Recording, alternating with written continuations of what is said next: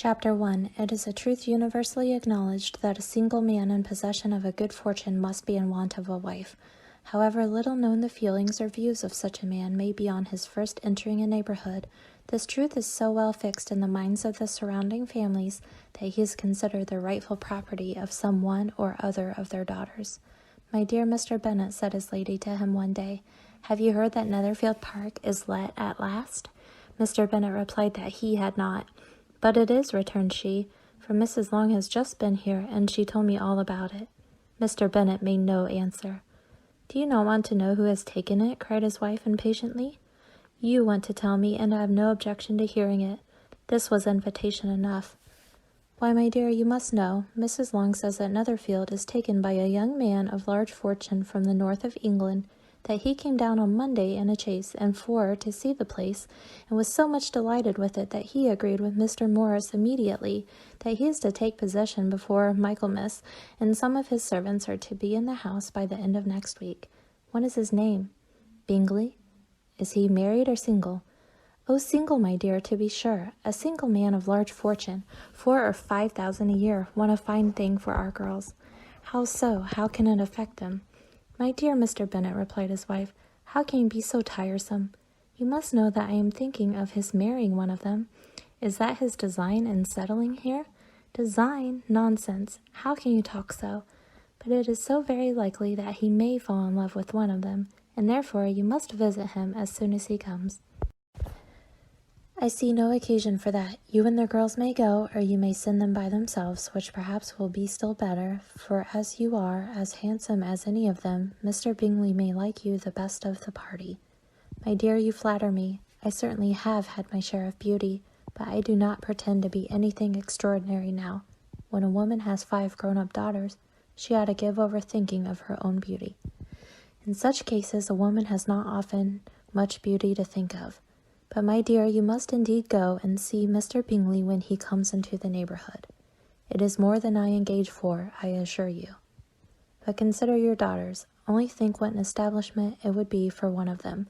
Sir William and Lady Lucas are determined to go, merely on that account, for in general, you know, they visit no newcomers. Indeed, you must go, for it will be impossible for us to visit him if you do not.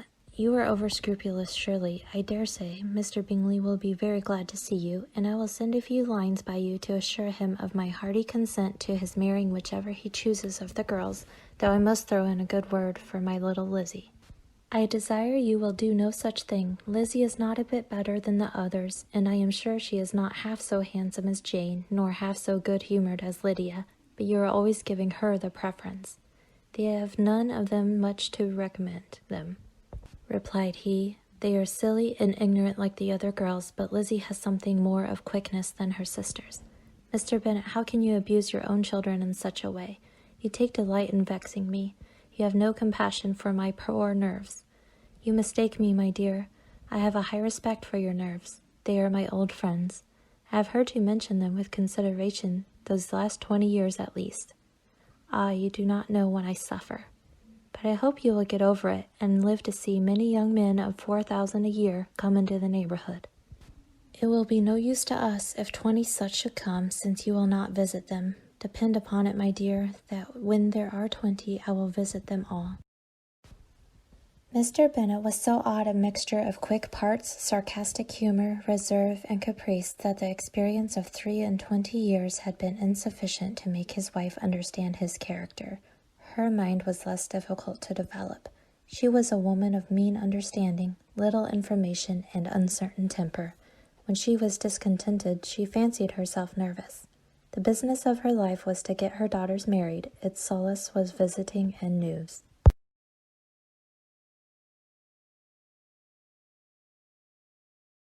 Mr. Bennet was among the earliest of those who waited on Mr. Bingley. He had always intended to visit him, though to the last always assuring his wife that he should not go. Until the evening after the visit was paid, she had no knowledge of it. It was then disclosed in the following manner. Observing his second daughter employed in trimming a hat, he suddenly addressed her with, "I hope Mr. Bingley will like it, Lizzie." "We are not in a way to know what Mr. Bingley likes," said her mother resentfully, "since we are not to visit." "But you forget, mamma," said Elizabeth, "that we shall meet him at the assemblies, and that Mrs. Long promised to introduce him." I do not believe Mrs. Long will do any such thing. She has 2 nieces of her own. She is a selfish, hypocritical woman, and I have no opinion of her. No more have I, said Mr. Bennet, and I am glad to find that you do not depend on her serving you. Mrs. Bennet deigned not to make any reply, but unable to contain herself, began scolding one of her daughters. Don't keep coughing so, Kitty. For heaven's sake, have a little compassion on my nerves. You tear them to pieces. Kitty has no discretion in her coughs, said her father. She times them ill. I do not cough for my own amusement, replied Kitty fretfully. When is your next ball to be, Lizzie? Tomorrow fortnight. Aye, so it is, cried her mother. And Mrs. Long does not come back till the day before, so it will be impossible for her to introduce him, for she will not know him herself. Then, my dear, you may have the advantage of your friend, and introduce Mr. Bingley to her. Impossible, Mr. Bennet, impossible. When I am not acquainted with him myself, how can you be so teasing? I honor your circumspection. A fortnight's acquaintance is certainly very little. One cannot know what a man really is by the end of a fortnight. But if we do not venture, somebody else will. And after all, Mrs. Long and her nieces must stand their chance, and therefore, as she will. Think it an act of kindness. If you decline the office, I will take it on myself. The girls stared at their father. Mrs. Bennet said only, Nonsense, nonsense. What can be the meaning of that emphatic exclamation, cried he. Do you consider the forms of introduction and the stress that is laid on them as nonsense? I cannot quite agree with you there. What say you, Mary? For you are a young lady of deep reflection, I know, and read great books and make extracts. Mary wished to say something sensible, but knew not how. While Mary is adjusting her ideas, he continued, let us return to Mr. Bingley. I am sick of Mr. Bingley, cried his wife. I am sorry to hear that, but why did not you tell me that before? If I had known as much this morning, I certainly would not have called on him. It is very unlucky, but as I have actually paid the visit, we cannot escape the acquaintance now. The astonishment of the ladies was just what he wished, that of Mrs. Bennet perhaps surpassing the rest, though, when the first tumult of joy was over, she began to declare that it was what she had expected all the while. How good it was in you, my dear Mr. Bennet, but I knew I should persuade you at last. I was sure you loved your girls too well to neglect such an acquaintance. Well, how pleased I am, and it is such a good joke, too, that you should have gone this morning and never said a word about it till now. Now, Kitty, you may cough as much as you choose, said Mr. Bennet, and as he spoke he left the room, fatigued with the raptures of his wife. What an excellent father you have, girls, said she, when the door was shut. I do not know how you will ever make him amends for his kindness, or me either, for that matter. At our time of life, it is not so pleasant, I can tell you, to be making new acquaintances every day. But for your sakes, we would do anything. Lydia, my love, though you are the youngest, I dare say Mr. Bingley will dance with you at the next ball. Oh, said Lydia stoutly, I am not afraid, for though I am the youngest, I'm the tallest. The rest of the evening was spent in conjecturing how soon he would return Mr. Bennet's visit, and determining when they should ask him to dinner.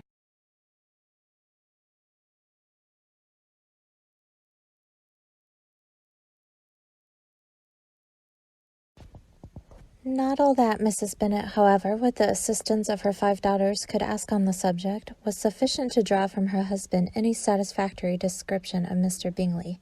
They attacked him in various ways, with barefaced questions, ingenious suppositions, and distant surmises, but he eluded the skill of them all, and they were at last obliged to accept the second-hand intelligence of their neighbour, Lady Lucas. Her report was highly favourable. Sir William had been delighted with him.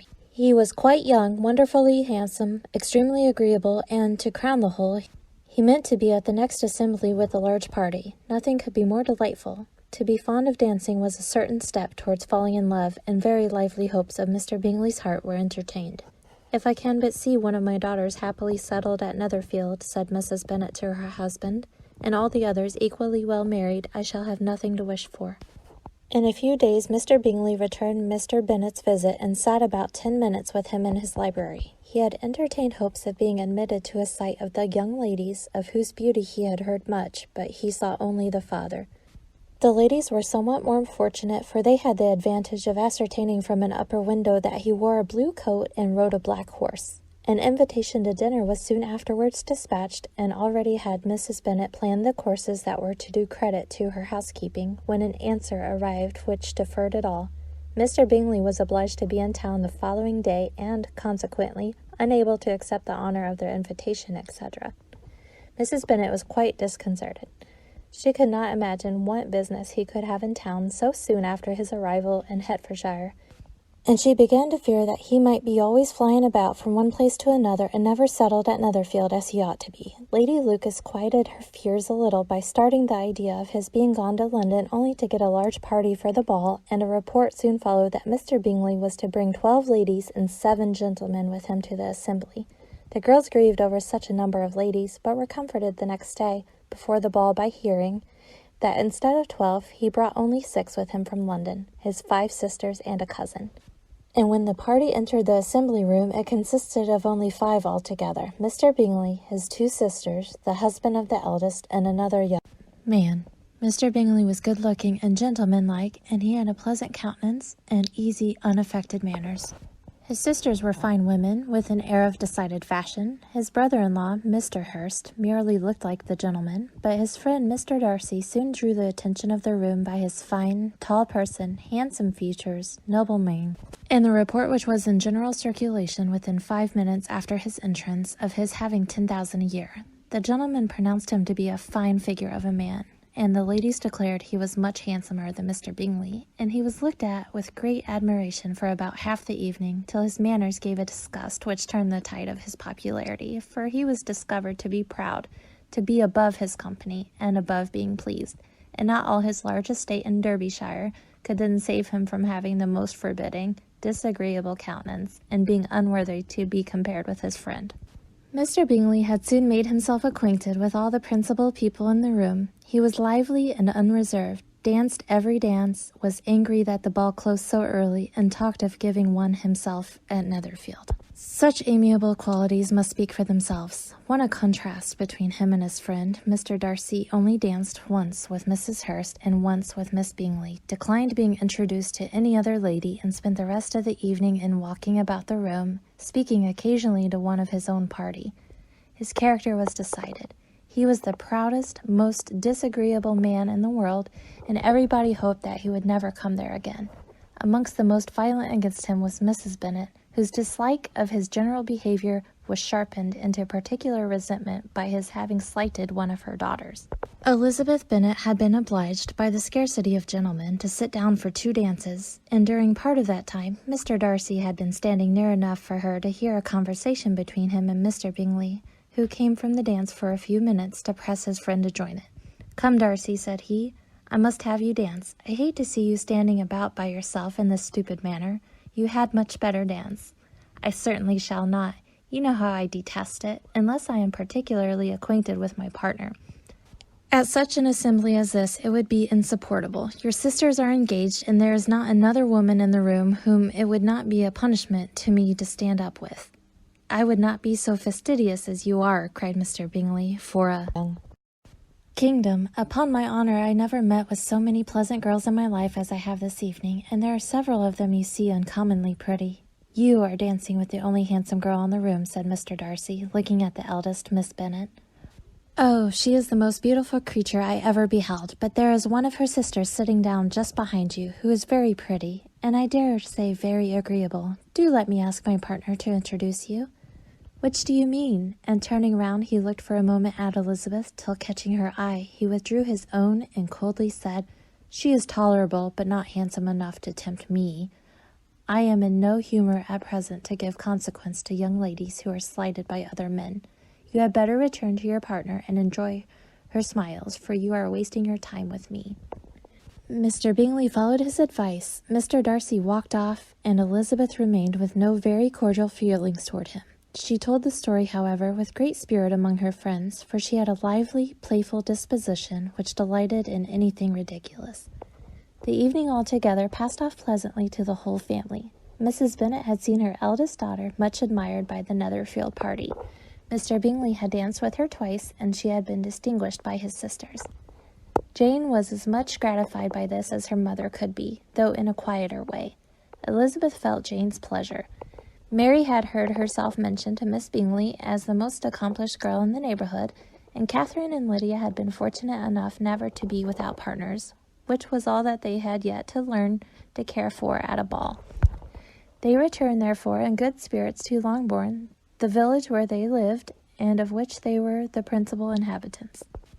They found Mr. Bennet still up. With the book he was regardless of time, and on the present occasion he had a good deal of curiosity as to the event of an evening which had raised such splendid expectations. He had rather hoped that his wife's views on the stranger would be disappointed, but he soon found out that he had a different story to hear. "Oh, my dear Mr. Bennet," as she entered the room, "we have had a most delightful evening, a most excellent ball. I wish he had been there. Jane was so admired, nothing could be like it. Everybody said how well she looked, and Mr. Bingley thought her quite beautiful, and danced with her twice. Only think of that, my dear. He actually danced with her twice, and she was the only creature in the room that he asked a second time. First of all, he asked Miss Lucas. I was so vexed to see him stand up with her, but however he did not admire her at all. Indeed, nobody can, you know, and he seemed quite struck with Jane as she was going down the dance. So he inquired who she was and got introduced and asked her for the two next. Then the 2/3 he danced with Miss King, and the 2/4 with Maria Lucas, and the 2/5 with Jane again, and the 2/6 with Lizzie and the Boulanger. If he had had any compassion for me, cried her husband impatiently, he would not have danced half so much. For God's sake, say no more of his partners. Oh, that he had sprained his ankle in the first dance. Oh, my dear, I am quite delighted with him. He is so excessively handsome, and his sisters are charming women. I never in my life saw anything more elegant than their dresses. I dare say the lace upon Mrs. Hurst's gown." Here she was interrupted again. Mr. Bennet protested against any description of finery. She was therefore obliged to seek another branch of the subject, and related, with much bitterness of spirit and some exaggeration, the shocking rudeness of Mr. Darcy. "But I can assure you," she added, "that Lizzie does not lose much by not suiting his fancy, for he is a most disagreeable, horrid man, not at all worth pleasing. So high and so conceited that there was no enduring him. He walked here and he walked there, fancying himself so very great, not handsome enough to dance with. I wish you had been there, my dear, to have given him one of your set-downs. I quite detest the man."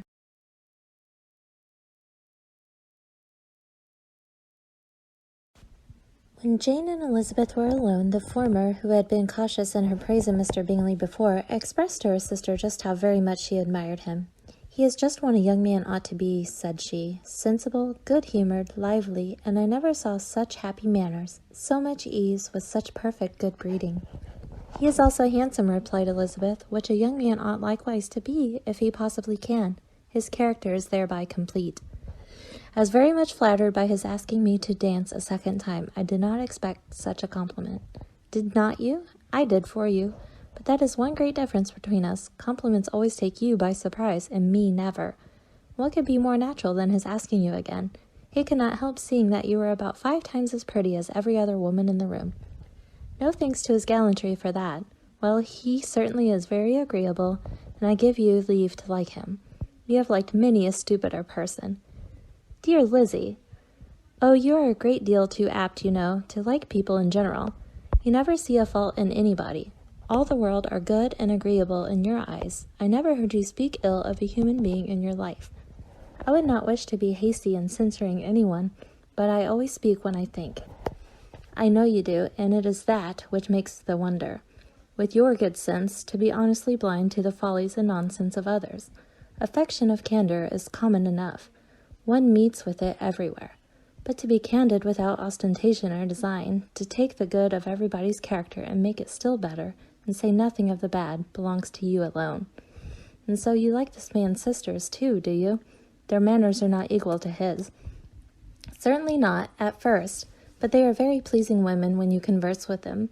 Miss Bingley is to live with her brother and keep his house, and I am much mistaken if we shall not find a very charming neighbour in her." Elizabeth listened in silence, but was not convinced. Their behaviour at the assembly had not been calculated to please in general, and with more quickness of observation and less pliancy of temper than her sister. And with a judgment, too, unassailed by any attention to herself, she was very little disposed to approve them. They were, in fact, very fine ladies, not deficient in good humour when they were pleased, nor in the power of making themselves agreeable when they choose it, but proud and conceited. They were rather handsome, had been educated in one of the first private seminaries in town, had a fortune of £20,000, were in the habit of spending more than they ought, and of associating with people of rank, and were therefore in every respect entitled to think well of themselves and meanly of others. They were of a respectable family in the north of England, a circumstance more deeply impressed on their memories than that their brother's fortune and their own had been acquired by trade. Mr. Bingley inherited property to the amount of nearly £100,000 from his father, who had intended to purchase an estate, but did not live to do it. Mr. Bingley intended it likewise, and sometimes made choice of his country, but as he was now provided with a good house and the liberty of a manor, it was doubtful to many of those who best knew the easiness of his temper whether he might not spend the remainder of his days at Netherfield and leave the next generation to purchase. His sisters were anxious for his having an estate of his own, but though he was now only established as a tenant, Miss Bingley was by no means unwilling to preside at his table, nor was Mrs. Hurst, who had married a man of more fashion than fortune, less disposed to consider his house as her home when it suited her.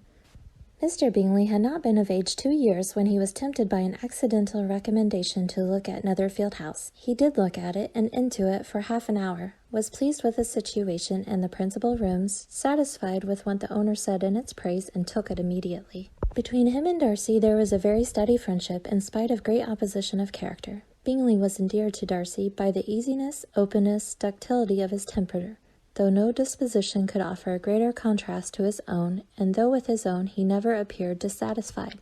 On the strength of Darcy's regard, Bingley had the firmest reliance, and of his judgment the highest opinion. In understanding, Darcy was the superior. Bingley was by no means deficient, but Darcy was clever. He was at the same time haughty, reserved, and fastidious, and his manners, though well-bred, were not inviting. In that respect, his friend had greatly the advantage. Bingley was sure of being liked wherever he appeared. Darcy was continually giving offence. The manner in which they spoke of the Meryton assembly was sufficiently characteristic. Bingley had never met with more pleasant people or prettier girls in his life. Everyone had been most kind and attentive to him. There had been no formality, no stiffness. He had soon felt acquainted with all the room, and as to Miss Bennet, he could not conceive an angel more beautiful. Darcy, on the contrary, had seen a collection of people in whom there was little beauty and no fashion, for none of whom he had felt the smallest interest, and from none received either attention or pleasure. Miss Bennet he acknowledged to be pretty, but she smiled too much. Mrs. Hurst and her sister allowed it to be so, but they still admired her and liked her, and pronounced her to be a sweet girl, and one whom they would not object to know more of. Miss Bennet was therefore established as a sweet girl, and their brother felt authorized by such commendation to think of her as he chose.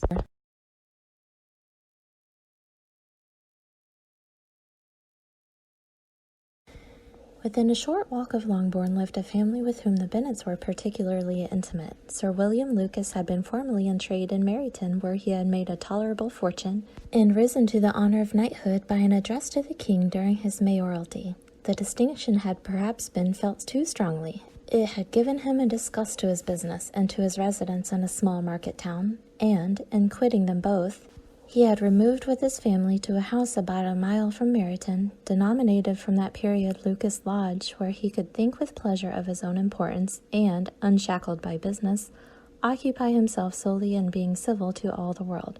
For though elated by his rank, it did not render him supercilious. On the contrary, he was all attention to everybody.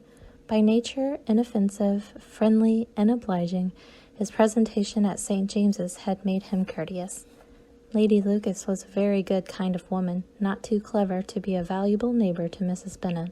They had several children. The eldest of them, a sensible, intelligent young woman, about 27, was Elizabeth's intimate friend. That was the Miss Lucases and the Miss Bennets should meet to talk over a ball was absolutely necessary, and the morning after the assembly brought the former to Longbourn to hear and to communicate. "You began the evening well, Charlotte," said Miss Bennet with civil self-command to Miss Lucas. "You were Mr. Bingley's first choice." "Yes, but he seemed to like his second better." "Oh, you mean Jane, I suppose, because he danced with her twice. To be sure, that did seem as if he admired her. Indeed, I rather believe he did. I heard something about it, but I hardly know what. Something about Mr. Robinson." "Perhaps you mean what I overheard between him and Mr. Robinson. Did not I mention it to you?" Mr. Robinson's asking him how he liked our Meryton assemblies, and whether he did not think there were a great many pretty women in the room, and which he thought the prettiest, and his answering immediately to the last question, "Oh, the eldest Miss Bennet, beyond a doubt. There cannot be two opinions on that point." "Upon my word, well, that is very decided indeed. That does seem as if, but however, it may all come to nothing, you know. My overhearings were more to the purpose than yours," Eliza said.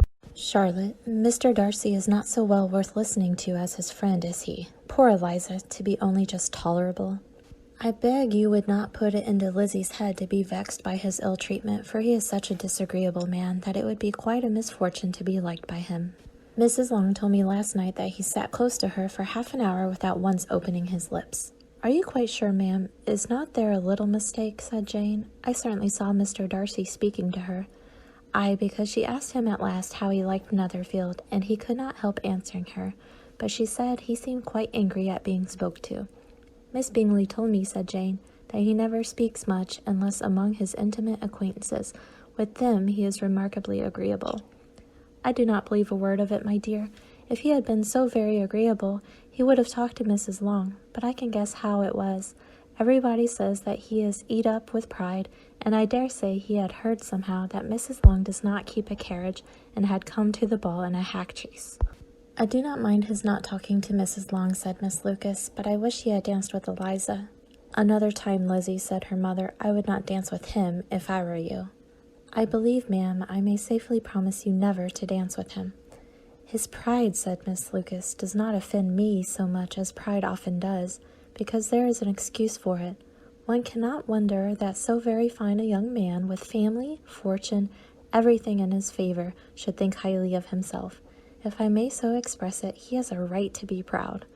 "That is very true," replied Elizabeth, "and I could easily forgive his pride if he had not mortified mine." "Pride," observed Mary, who piqued herself upon the solidity of her reflections, "is a very common failing, I believe. By all that I have ever read, I am convinced that it is very common indeed, that human nature is particularly prone to it, and that there are very few of us who do not cherish a feeling of self-complacency on the score of some quality or other, real or imaginary. Vanity and pride are different things, though the words are often used synonymously. A person may be proud without being vain. Pride relates more to our opinion of ourselves, vanity to what we would have others think of us." "If I were as rich as Mr. Darcy," cried a young Lucas, who came with his sisters, "I should not care how proud I was. I would keep a pack of foxhounds and drink a bottle of wine a day." "Then you would drink a great deal more than you ought," said Mrs. Bennet, "and if I were to see you at it, I should take away your bottle directly." The boy protested that she should not. She continued to declare that she would, and the argument ended only with the visit.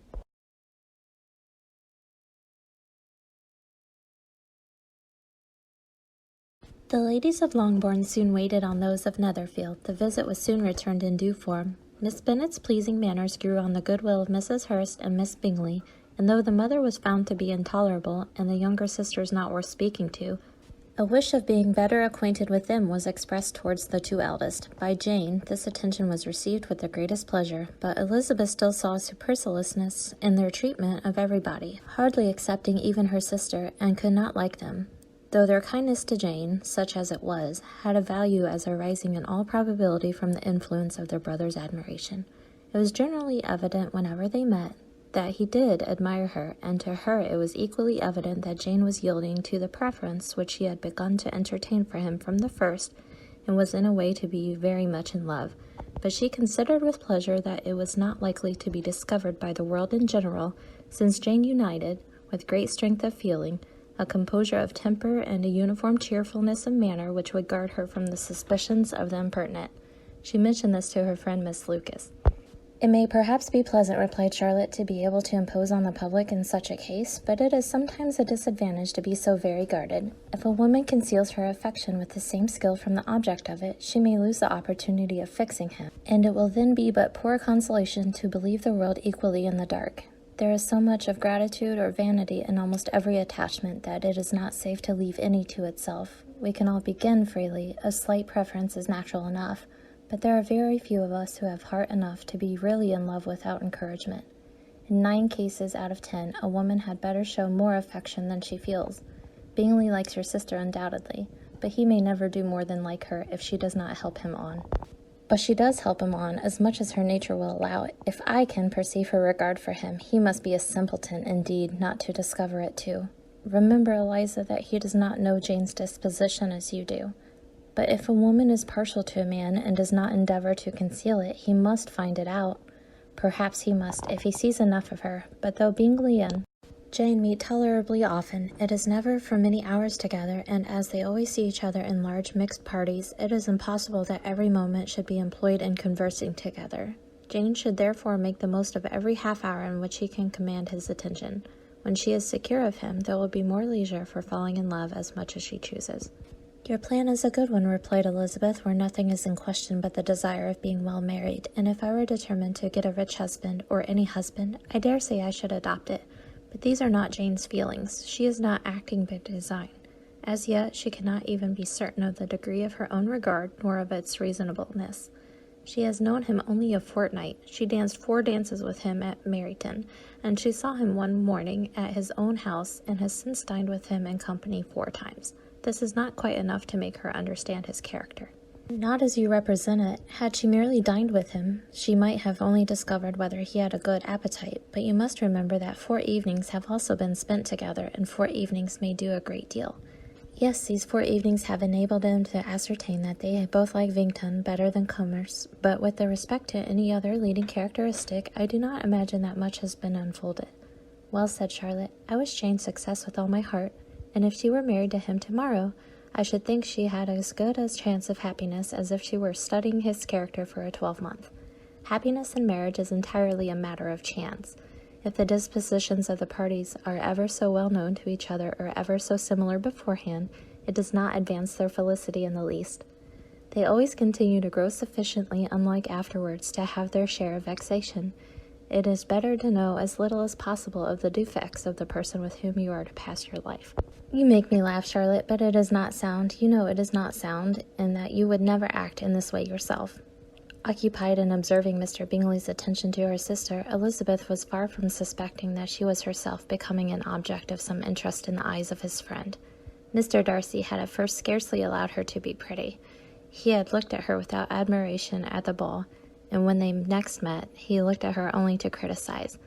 But no sooner had he made it clear to himself and his friends that she hardly had a good feature in her face, than he began to find it was rendered uncommonly intelligent by the beautiful expression of her dark eyes. To this discovery succeeded some others equally mortifying, though he had detected with a critical eye more than one failure of perfect symmetry in her form. He was forced to acknowledge her figure to be light and pleasing, and in spite of his asserting that her manners were not those of the fashionable world, he was caught by their easy playfulness. Of this she was perfectly unaware. To her he was only the man who made himself agreeable nowhere, and who had not thought her handsome enough to dance with. He began to wish to know more of her, and as a step towards conversing with her himself, attended to her conversation with others. His doing so drew her notice. It was at Sir William Lucas's, where a large party were assembled. "What does Mr. Darcy mean," she said to Charlotte, "by listening to my conversation with Colonel Forster?" "That is a question which Mr. Darcy only can answer. But if he does it any more, I shall certainly let him know that I see what he is about. He has a very satirical eye, and if I do not begin by being impertinent myself, I shall soon grow afraid of him." On his approaching them soon afterwards, though without seeming to have any intention of speaking, Miss Lucas defied her friend to mention such a subject to him, which immediately provoking Elizabeth to do it, she turned to him and said, "Did you not think, Mr. Darcy, that I expressed myself uncommonly well just now, when I was teasing Colonel Forster to give us a ball at Meryton?" "With great energy, but it is always a subject which makes a lady energetic." "You are so severe on us." "It will be her turn soon to be teased," said Miss Lucas. "I am going to open the instrument, Eliza, and you know what follows." "You are a very strange creature by way of a friend, always wanting me to play and sing before anybody and everybody.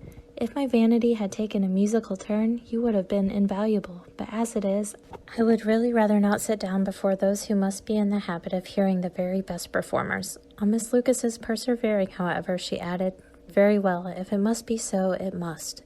and gravely glancing at Mr. Darcy. There is a fine old saying which everybody here is of course familiar with, keep your breath to cool your porridge, and I shall keep mine to swell my song. Her performance was pleasing, though by no means capital. After a song or two, and before she could reply to entreaties of several that she would sing again, she was eagerly succeeded at the instrument by her sister Mary, who having, in consequence of being the only plain one in the family, worked hard for knowledge and accomplishments, was always impatient for display. Mary had neither genius nor taste, and though vanity had given her application, it had also given her likewise a pedantic air and conceited manner, which would have injured a higher degree of excellence than she had reached.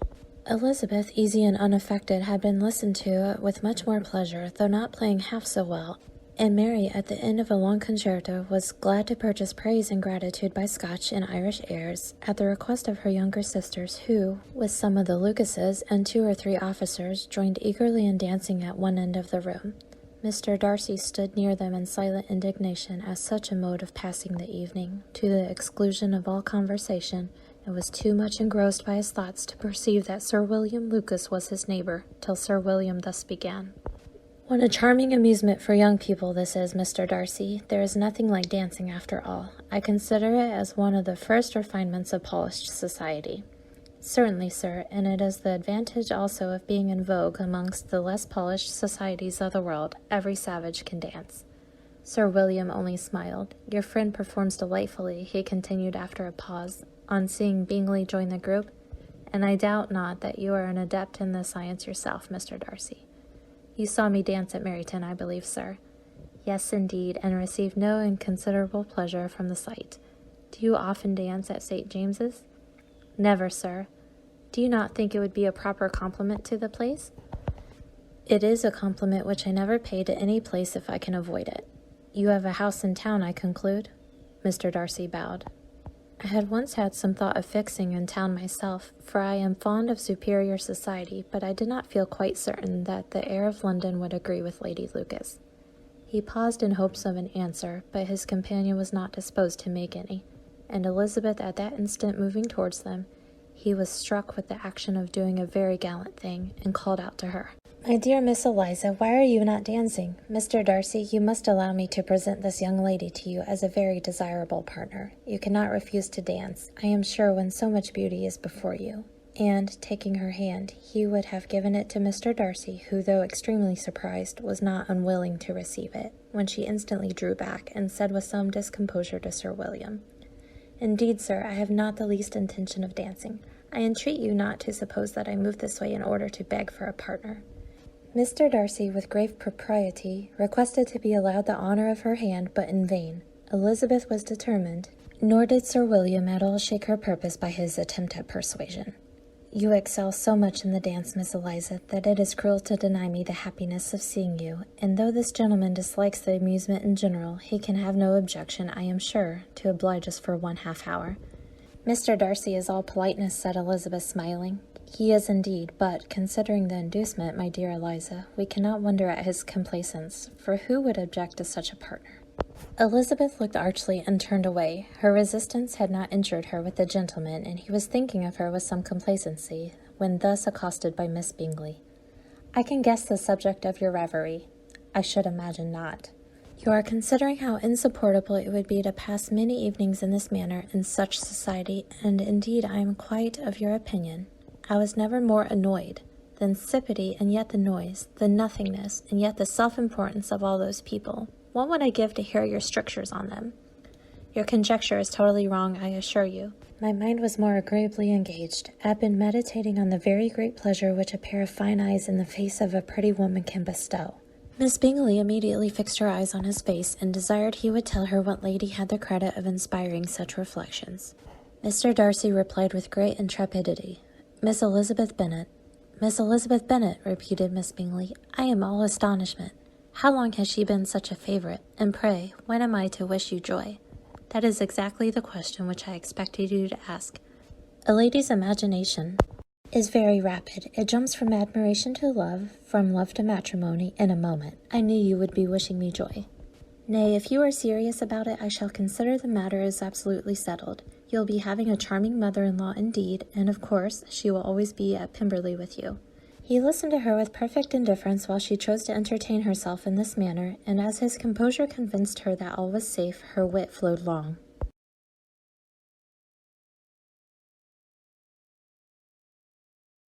Mr. Bennet's property consisted almost entirely in an estate of £2,000 a year, which, unfortunately for his daughters, was entailed, in default of heirs male, on a distant relation, and their mother's fortune, though ample for her situation in life, could but ill supply the deficiency of his.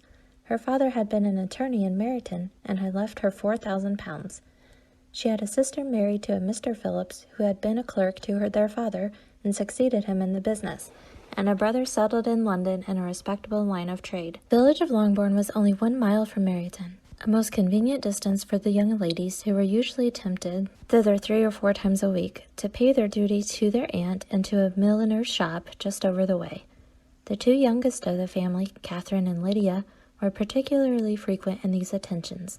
Their minds were more vacant than their sisters', and when nothing better offered, a walk to Meryton was necessary to amuse their morning hours and furnish conversation for the evening, and however bare of news the country in general might be, they always contrived to learn some from their aunt.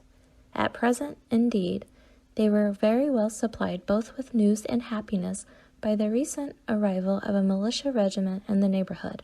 It was to remain the whole winter. Meryton was the headquarters.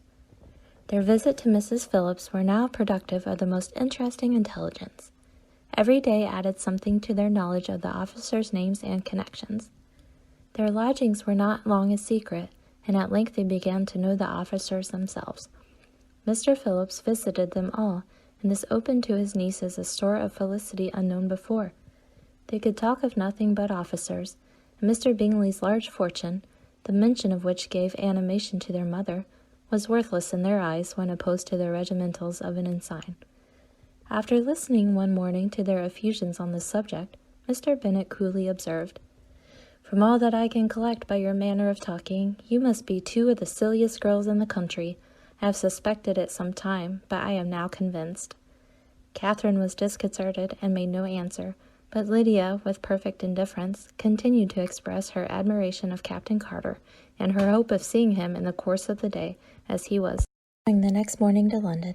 "I am astonished, my dear," said Mrs. Bennet, "that you should be so ready to think your own children silly. If I wish to think slightingly of anybody's children, it should not be of my own, however. If my children are silly, I must hope to always be sensible of it. Yes, but as it happens, they are all of them very clever. That is the only point, I flatter myself, on which we do not agree. I had hoped that our sentiments coincided in every particular, but I must so far differ from you as to think our 2 youngest daughters uncommonly foolish. My dear Mr. Bennet, you must not expect such girls to have the sense of their father and mother. When they get to our age, I dare say they will not think about officers any more than we do.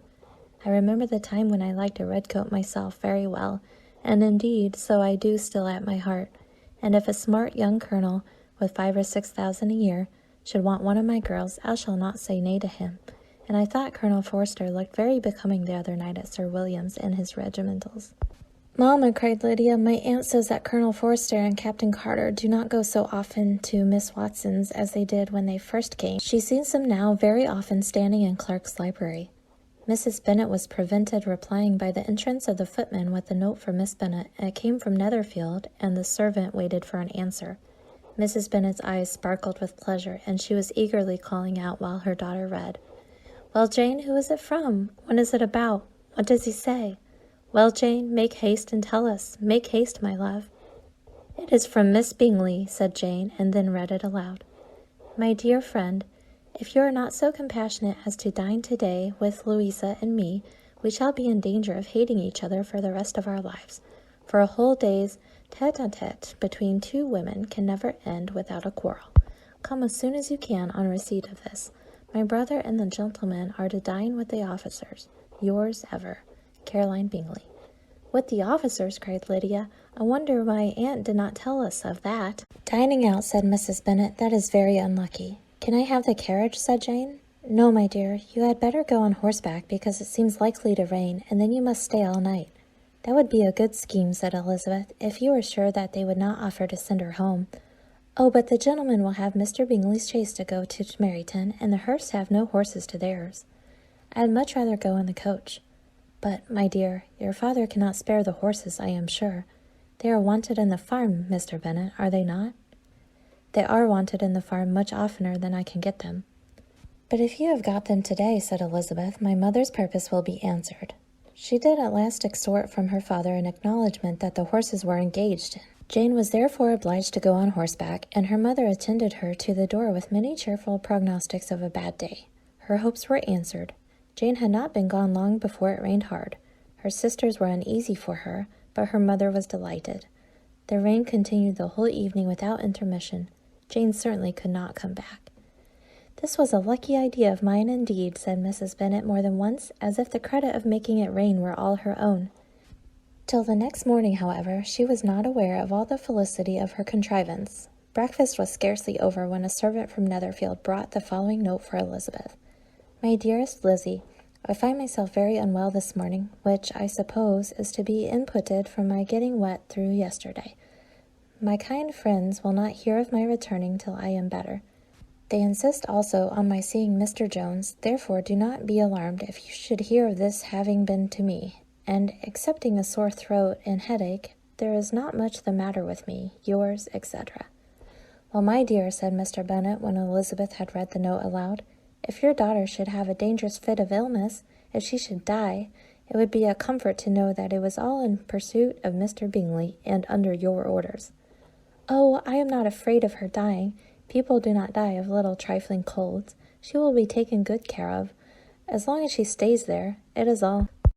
Very well, I would go and see her if I could have the carriage. Elizabeth, feeling really anxious, was determined to go to her, though the carriage was not to be had, and as she was no horsewoman, walking was her only alternative. She declared her resolution. How can you be so silly, cried her mother, as to think of such a thing, and all this dirt? You will not be fit to be seen when you get there. I shall be very fit to see Jane, which is all I want. Is this a hint to me, Lizzie, said her father, to send for the horses?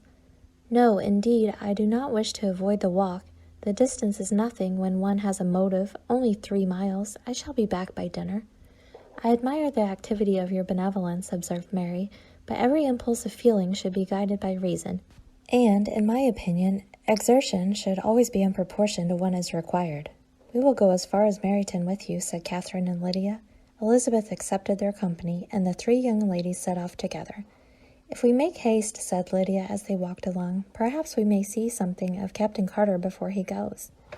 In Meryton they parted.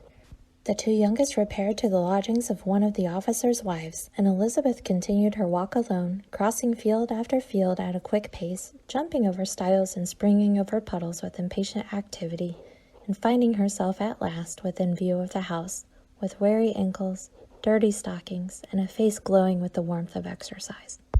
She was shown into the breakfast parlor where all but Jane were assembled, and where her appearance created a great deal of surprise. That she should have walked 3 miles so early in the day in such dirty weather, and by herself, was almost incredible to Mrs. Hurst and Miss Bingley, and Elizabeth was convinced that they held her in contempt for it.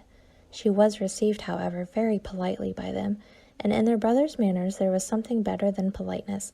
There was good humor and kindness. Mr. Darcy said very little, and Mr. Hurst nothing at all. The former was divided between admiration of the brilliancy which exercise had been given to her complexion, and doubt as to the occasions justifying her coming so far alone. The latter was thinking only of his breakfast. Her inquiries after her sister were not very favorably answered. Miss Bennet had slept ill, and though up, was very feverish, and not well enough to leave her room.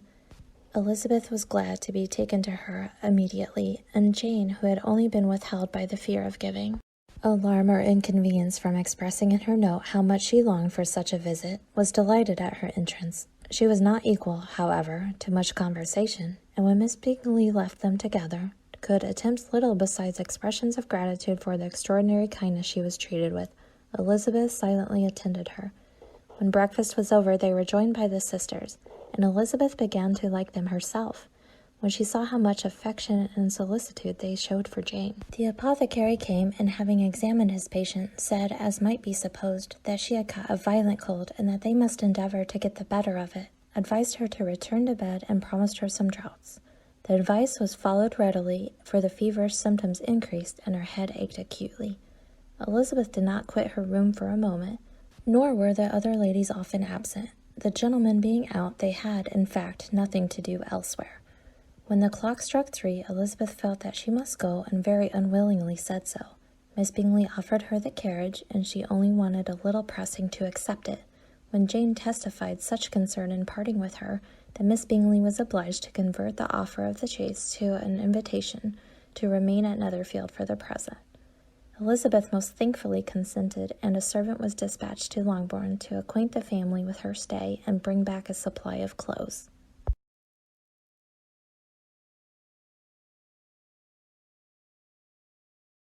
At 5 o'clock the two ladies retired to dress, and at 6:30 Elizabeth was summoned to dinner. To the civil inquiries which then poured in, and amongst which she had the pleasure of distinguishing the much superior solicitude of Mr. Bingley's, she could not make a very favourable answer. Jane was by no means better. The sisters, on hearing this, repeated 3 or 4 times how much they were grieved, how shocking it was to have a bad cold, and how excessively they disliked being ill themselves, and then thought no more of the matter, and their indifference towards Jane would not immediately before them restored Elizabeth to the enjoyment of all her former dislike. Their brother, indeed, was the only one of the party whom she could regard with any complacency. His anxiety for Jane was evident, and his attentions to herself most pleasing, and they prevented her feeling herself so much an intruder as she believed she was considered by others. She had very little notice from any but him. Miss Bingley was engrossed by Mr. Darcy, her sister scarcely less so, and as for Mr. Hurst, by whom Elizabeth sat, he was an indolent man, who lived only to eat, drink, and play at cards, who, when he found her to prefer a plain dish to a ragout, had nothing to say to her. When dinner was over, she returned directly to Jane, and Miss Bingley began abusing her as soon as she was out of the room. Her manners were pronounced to be very bad indeed, a mixture of pride and impertinence. She had no conversation, no style, no beauty. Mrs. Hurst thought the same, and added, "She has nothing, in short, to recommend her, but being an excellent walker. I shall never forget her appearance this morning. She really looked almost wild." "She did indeed, Louisa. I could hardly keep my countenance. Very nonsensical to come at all. Why must she be scampering about the country, because her sister had a cold? Her hair, so untidy, so blowsy." "Yes, and her petticoat. I hope you saw her petticoat. 6 inches deep in mud, I am absolutely certain. And the gown which had been let down to hide it, not doing its office." "Your picture may be very exact, Louisa," said Bingley, "but this was all lost upon me. I thought Miss Elizabeth Bennet looked remarkably well when she came into the room this morning. Her dirty petticoat quite escaped my notice." "You observed it, Mr. Darcy, I am sure," said Miss Bingley, "and I am inclined to think that you would not wish to see your sister make such an exhibition." "Certainly not. To walk 3 miles, or 4 miles, or 5 miles, or whatever it is, above her ankles in dirt, and alone, quite alone. What could she mean by it? It seems to me to show an abominable sort of conceited independence, a most country-town indifference to decorum." "It shows an affection for her sister that is very pleasing," said Bingley. "I am afraid, Mr. Darcy," observed Miss Bingley in a half-whisper, "that this adventure has rather affected your admiration of her fine eyes." "Not at all," he replied. "They were brightened by the exercise." A short pause followed his speech, and Mrs. Hurst began again. "I have an excessive regard for Miss Jane Bennet. She is really a very sweet girl, and I wish with all my heart she were well settled. But with such a father and mother, and such low connections, I am afraid there is no chance of it." "I think I have heard you say that their uncle is an attorney in Meryton." "Yes, and they have another who lives somewhere near Cheapside." "That is capital," added her sister, and they both laughed heartily. "If they had uncles enough to fill all Cheapside," cried Bingley, "it would not make them one jot less agreeable." "But it must very materially lessen their chance of marrying men of any consideration in the world," replied Darcy. To this speech Bingley made no answer, but his sisters gave it their hearty assent, and indulged their mirth for some time at the expense of their dear friend's vulgar relations. With the renewal of tenderness, however, they returned to her room on leaving the dining parlour, and sat with her till summoned to coffee.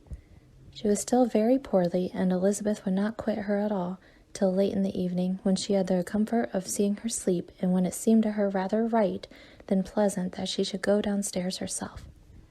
On entering the drawing-room, she found the whole party at loo, was immediately invited to join them. But suspecting them to be playing high, she declined it, and making her sister the excuse, said she would amuse herself for the short time she could stay below with a book. Mr. Hurst looked at her with astonishment. "Do you prefer reading to cards?" said he. "That is rather singular." "Miss Eliza Bennet," said Miss Bingley, "despises cards. She is a great reader, and has no pleasure in anything else." "I deserve neither such praise nor such censure," cried Elizabeth. "I am not a great reader, and I have pleasure in many things." "In nursing your sister, I am sure you have pleasure," said Bingley, "and I hope it will be soon increased by seeing her quite well." Elizabeth thanked him from her heart, and then walked towards the table where a few books were lying. He immediately offered to fetch her others, all that his library afforded.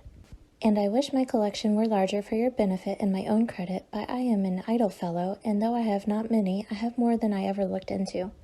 Elizabeth assured him that she could suit herself perfectly with those in the room. "I am astonished," said Miss Bingley, "that my father should have left so small a collection of books. What a delightful library you have at Pemberley, Mr. Darcy." "It ought to be good," he replied. "It has been the work of many generations." "And then you have added so much to it yourself. You are always buying books." "I cannot comprehend the neglect of a family library in such days as these." "Neglect! I am sure you neglect nothing that can add to the beauties of that noble place. Charles, when you build your house, I wish it may be half as delightful as Pemberley." "I wish it may. But I would really advise you to make your purchase in that neighbourhood, and take Pemberley for a kind of model. There is not a finer county in England than Derbyshire." "With all my heart I will buy Pemberley itself if Darcy will sell it. I am talking of possibilities, Charles. Upon my word, Caroline, I should think it more possible to get Pemberley by purchase than by imitation." Elizabeth was so much caught with what passed as to leave her very little attention for her book, and soon laying it wholly aside, she drew near the card table and stationed herself between Mr. Bingley and his eldest sister to observe the game. "Is Miss Darcy much grown since the spring?" said Miss Bingley. "Will she be as tall as I am?" "I think she will. She is now about Miss Elizabeth Bennet's height, or rather taller. How I long to see her again! I never met with anybody who delighted me so much. Such a countenance, such manners, and so extremely accomplished for her age. Her performance on the pianoforte is exquisite." "It is amazing to me," said Bingley, "how young ladies can have patience to be so very accomplished as they all are." "All young ladies accomplished, my dear Charles? What do you mean?" "Yes, all of them, I think. They all paint tables, cover screens, and net purses. I scarcely know anyone who cannot do all this, and I am sure I never heard a young lady spoken of for the first time without being informed that she was very accomplished." "Your list of the common extent of accomplishments," said Darcy, "has too much truth. The word is appalled by many a woman who deserves it no otherwise than by netting a purse or covering a screen. But I am very far from agreeing with you in your estimation of ladies in general. I cannot boast of knowing more than half a dozen, in the whole range of my acquaintance, that are really accomplished." "Nor I am sure," said Miss Bingley. "Then," observed Elizabeth, "you must comprehend a great deal in your idea of an accomplished woman." "Yes, I do comprehend a great deal in it." "Oh, certainly," cried his faithful assistant. "No one can be really esteemed accomplished who does not greatly surpass what it is usually met with. A woman must have a thorough knowledge of music, singing, drawing, dancing, and the modern languages to deserve the word. And besides all this, she must possess a certain something in her air and manner of walking, the tone of her voice, her address and expressions, or the word will be but half deserved." "All this she must possess," added Darcy, "and to all this she must yet add something more substantial in the improvement of her mind by extensive reading." "I am no longer surprised at your knowing only 6 accomplished women. I rather wonder now at your knowing any. Are you so severe upon your own sex as to doubt the possibility of all this? I never saw such a woman. I never saw such capacity and taste and application and elegance as you describe united." Mrs. Hurst and Miss Bingley both cried out against the injustice of her implied doubt, and were both protesting that they knew many women who answered this description, when Mr. Hurst called them to order, with bitter complaints of their inattention to what was going forward. As all conversation was thereby at an end, Elizabeth soon afterwards left the room. "Elizabeth Bennet," said Miss Bingley when the door was closed on her, "is one of those young ladies who seek to recommend themselves to the other sex by undervaluing their own, and with many men, I dare say, it succeeds. But in my opinion, it is a paltry device, a very mean art." "Undoubtedly," replied Darcy, to whom this remark was chiefly addressed. "There is a meanness in all the arts which ladies sometimes condescend to employ for captivation. Whatever bears affinity to cunning is despicable." Miss Bingley was not so entirely satisfied with this reply as to continue the subject. Elizabeth joined them again only to say that her sister was worse and that she could not leave her. Bingley urged Mr. Jones being sent for immediately, while his sisters, convinced that no country advice would be of any service, recommended an express to town for one of the most eminent physicians. This she would not hear of, but she was not so unwilling to comply with her brother's proposal, and it was settled that Mr. Jones should be sent for early in the morning, if Miss Bennet were not decidedly better. Bingley was quite uncomfortable. His sisters declared that they were miserable. They solaced their wretchedness, however, by duets after supper, while he could find no better relief to his feelings than by giving his housekeeper directions that every attention might be paid to the sick lady and her sister.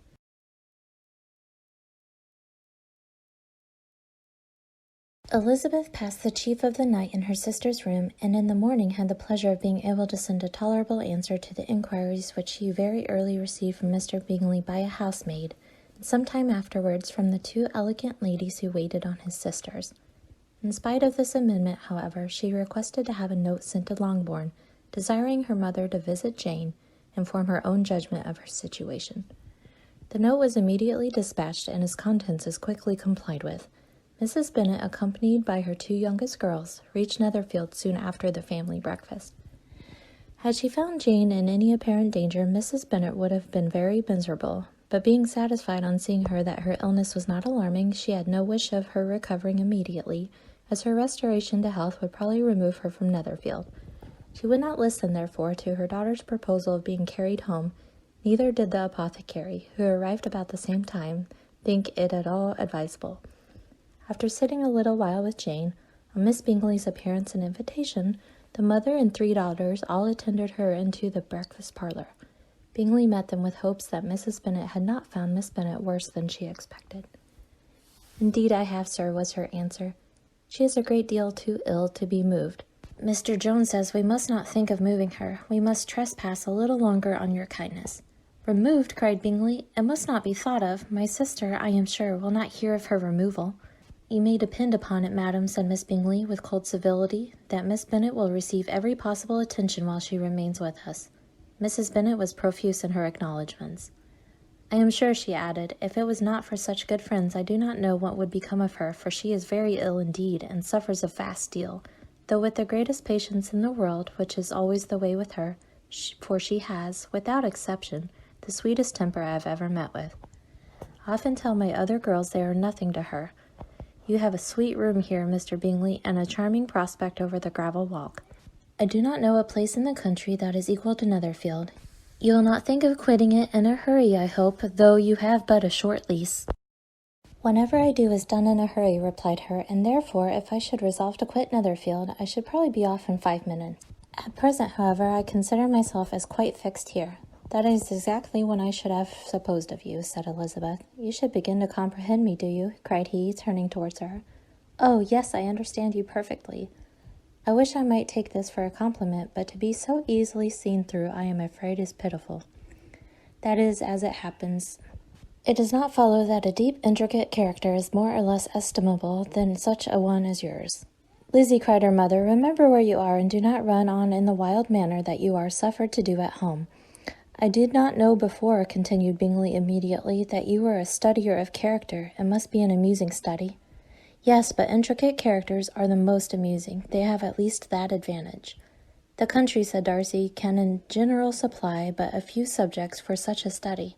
In a country neighbourhood you move in a very confined and unvarying society, but people themselves alter so much that there is something new to be observed in them forever." "Yes, indeed," cried Mrs. Bennet, offended by his manner of mentioning a country neighbourhood. "I assure you there is quite as much of that going on in the country as in town."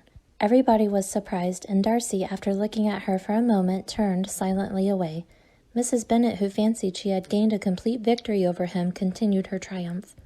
"I cannot see that London has any great advantage over the country, for my part, except the shops and public places. The country is a vast deal pleasanter, is it not, Mr. Bingley?"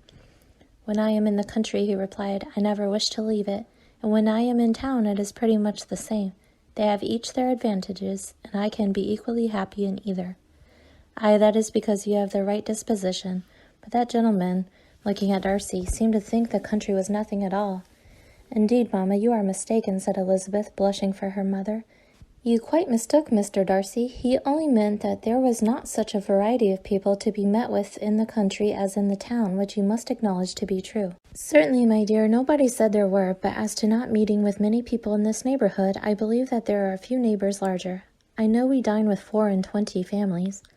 Nothing but concern for Elizabeth could enable Bingley to keep his countenance. His sister was less delicate, and directed her eyes toward Mr. Darcy with a very expressive smile. Elizabeth, for the sake of saying something that might turn her mother's thoughts, now asked her if Charlotte Lucas had been at Longbourn since her coming away.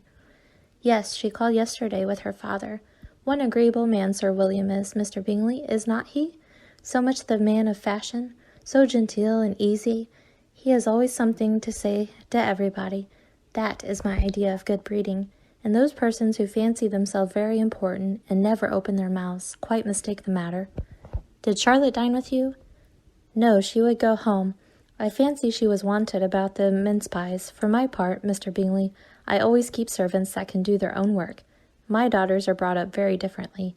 But everybody is to judge for themselves, and the Lucases are very good sort of girls, I assure you. It is a pity they are not handsome. Not that I think Charlotte so very plain, but then she is our particular friend. She seems a very pleasant young woman. Oh, dear, yes, but you must own she is very plain. Lady Lucas herself has often said so, and envied me Jane's beauty. I do not like to boast of my own child, but to be sure, Jane, one does not often see anybody better looking. It is what everybody says. I do not trust my own partiality. When she was only 15, there was a man at my brother Gardner's in town so much in love with her that my sister-in-law was sure he would make her an offer before we came away, but however, he did not. Perhaps he thought her too young. However, he wrote some verses on her, and very pretty they were. And so ended his affection, said Elizabeth impatiently. There has been many a one, I fancy, overcome in the same way. I wonder who first discovered the efficacy of poetry in driving away love. I have been used to consider poetry as the food of love, said Darcy. Of a fine, stout, healthy love it may. Everything nourishes one is strong already. But if it be only a slight, thin sort of inclination, I am convinced that one good sonnet will starve it entirely away. Darcy only smiled, and the general pause which ensued made Elizabeth tremble lest her mother should be exposing herself again.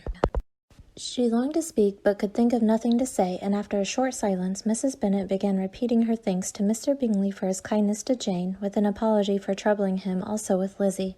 Mr. Bingley was unaffectedly civil in his answer, and forced his younger sister to be civil also, and say what the occasion required. She performed her part indeed without much graciousness, but Mrs. Bennet was satisfied, and soon afterwards ordered her carriage. Upon this signal, the youngest of her daughters put herself forward. The two girls had been whispering to each other during the whole visit, and the result of it was that the youngest should tax Mr. Bingley with having promised on his first coming into the country to give a ball at Netherfield. Lydia was a stout, well-grown girl of 15, with a fine complexion and good-humoured countenance, a favourite with her mother, whose affection had brought her into public at an early age.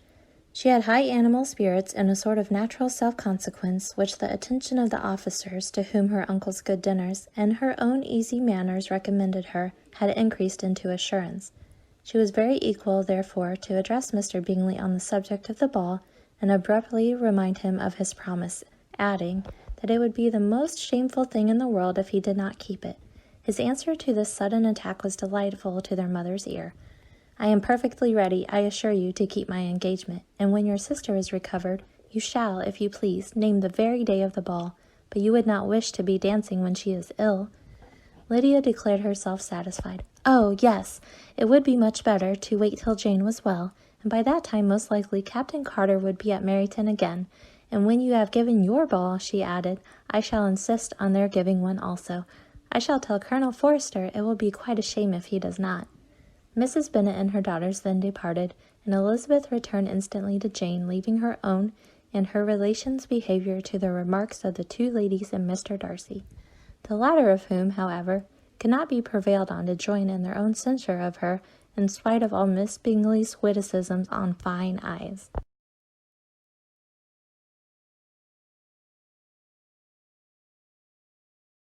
The day passed much as the day before had done. Mrs. Hurst and Miss Bingley had spent some hours of the morning with the invalid, who continued, though slowly, to mend, and in the evening Elizabeth joined their party in the drawing-room. The loo table, however, did not appear. Mr. Darcy was writing, and Miss Bingley, seated near him, was watching the progress of his letter and repeatedly calling off his attention by messages to his sister. Mr. Hurst and Mr. Bingley were at piquet, and Mrs. Hurst was observing their game.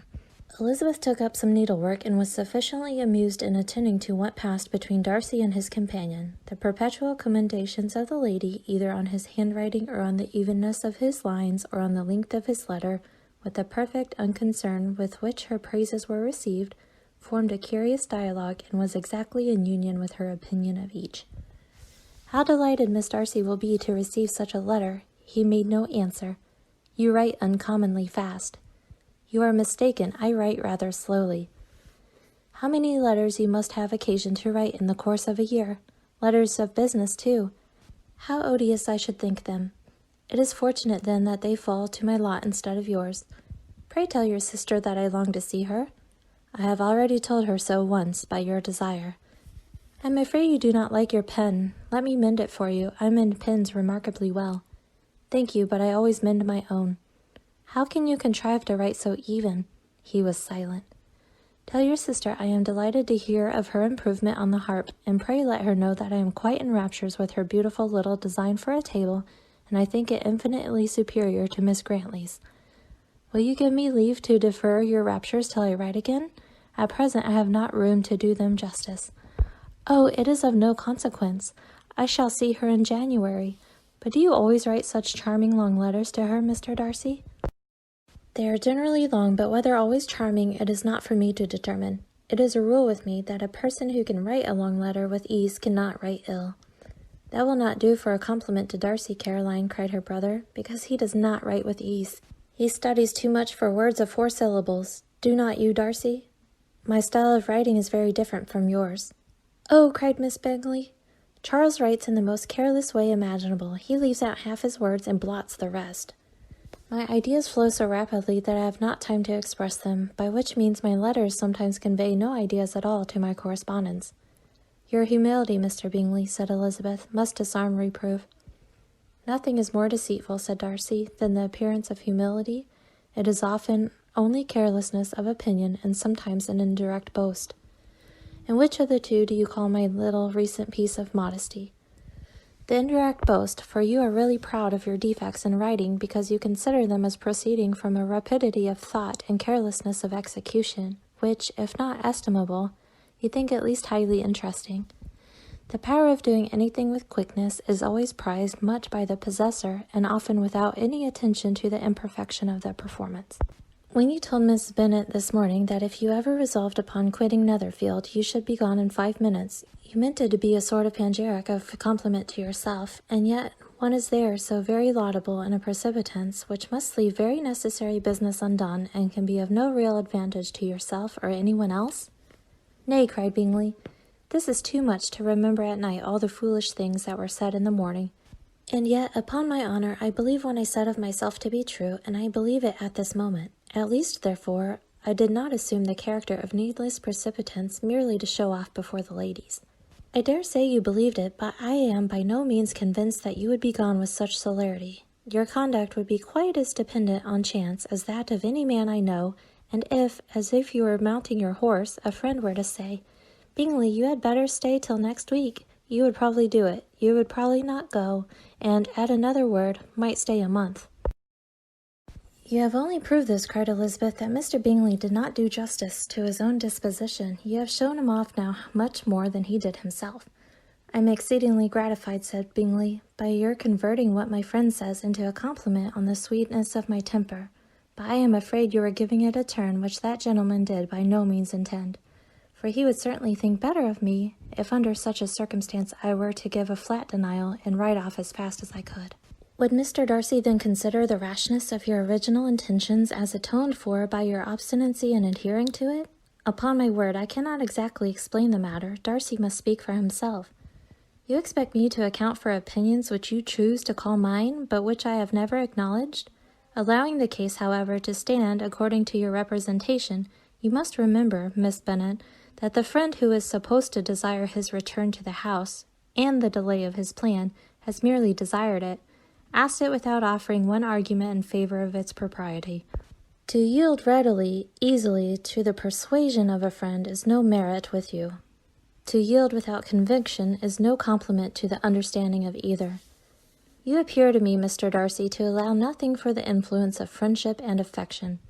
A regard for the requester would often make one readily yield to a request without waiting for arguments to reason one into it. I am not particularly speaking of such a case as you have supposed about Mr. Bingley. We may as well wait, perhaps, till the circumstance occurs before we discuss the discretion of his behavior thereupon. But in general, in ordinary cases between friend and friend, where one of them is desired by the other to change a resolution of no very great moment, should you think ill of that person for complying with the desire without waiting to be argued into it?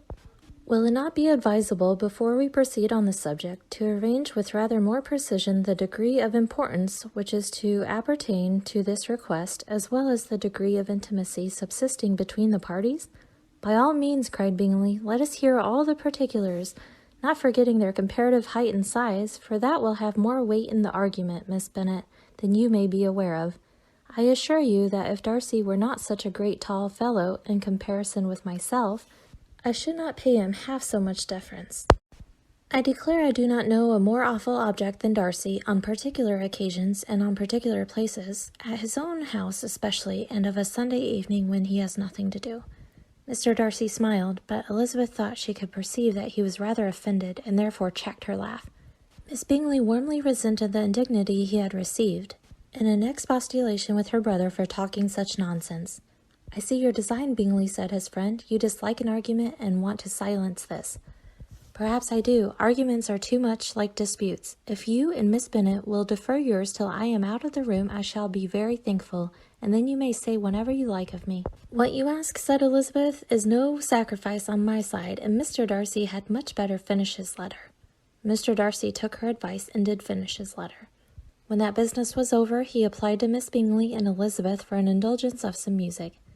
Miss Bingley moved with some alacrity to the pianoforte, and after a polite request that Elizabeth would lead the way, which the other as politely and more earnestly negatived, she seated herself. Mrs. Hurst sang with her sister, and while they were thus employed, Elizabeth could not help observing, as she turned over some music books that lay on the instrument, how frequently Mr. Darcy's eyes were fixed on her. She hardly knew how to suppose that she could be an object of admiration to so great a man, and yet that he should look at her because he disliked her was still more strange. She could only imagine, however, at last that she drew his notice because there was something more wrong and reprehensible, according to his ideas of right, than in any other person present. The supposition did not pain her. She liked him too little to care for his approbation. After playing some Italian songs, Miss Bingley varied the charm by a lively Scotch air, and soon afterwards Mr. Darcy, drawing near Elizabeth, said to her, "Do not you feel a great inclination, Miss Bennet, to seize such an opportunity of dancing a reel?" She smiled, but made no answer. He repeated the question, with some surprise at her silence. "Oh," said she, "I heard you before, but I could not immediately determine what to say in reply. You wanted me, I know, to say yes, that you might have the pleasure of despising my taste, but I always delight in overthrowing those kind of schemes, and cheating a person of their premeditated contempt. I have therefore made up my mind to tell you that I do not want to dance a reel at all, and now despise me if you dare. Indeed, I do not dare." Elizabeth, having rather expected to affront him, was amazed at his gallantry, but there was a mixture of sweetness and archness in her manner which made it difficult for her to affront anybody, and Darcy had never been so bewitched by any woman as he was by her. He really believed that were it not for the inferiority of her connections, he should be in some danger. Miss Bingley saw or suspected enough to be jealous, and her great anxiety for the recovery of her dear friend Jane received some assistance from her desire of getting rid of Elizabeth. She often tried to provoke Darcy into disliking her guest by talking of their supposed marriage and planning his happiness in such an alliance. "I hope," said she, as they were walking together in the shrubbery the next day, "you will give your mother-in-law a few hints, and when this desirable event takes place, as to the advantage of holding her tongue, and if you can compass it, do cure the younger girls of running after officers. And, if I may mention so delicate a subject, endeavor to check that little something bordering on conceit and impertinence which your lady possesses. Have you anything else to propose for my domestic felicity?" "Oh, yes. Do let the portraits of your uncle and Aunt Phillips be placed in the gallery at Pemberley. Put them next to your great-uncle the judge. They are in the same profession, you know, only in different lines. As for your Elizabeth's picture, you must not have it taken, for what painter could do justice with those beautiful eyes? It would not be easy indeed to catch their expression, but their color and shape, and the eyelashes, so remarkably fine, might be copied. At that moment they were met from another walk by Mrs. Hurst and Elizabeth herself. "I did not know that you intended to walk," said Miss Bingley in some confusion, lest they had been overheard. "You used us abominably ill," answered Mrs. Hurst, "running away without telling us that you were coming out." Then taking the disengaged arm of Mr. Darcy, she left Elizabeth to walk by herself. The path just admitted 3. Mr. Darcy felt their rudeness and immediately said, "This walk is not wide enough for our party. We had better go into the avenue." But Elizabeth, who had not the least inclination to remain with them, laughingly answered, "No, no, stay where you are. You are charmingly grouped, and appear to uncommon advantage. The picturesque would be spoiled by admitting a 4th. Good-bye." She then ran gaily off, rejoicing as she rambled about, in the hope of being at home again in a day or 2. Jane was already so much recovered as to intend leaving her room for a couple of hours that evening.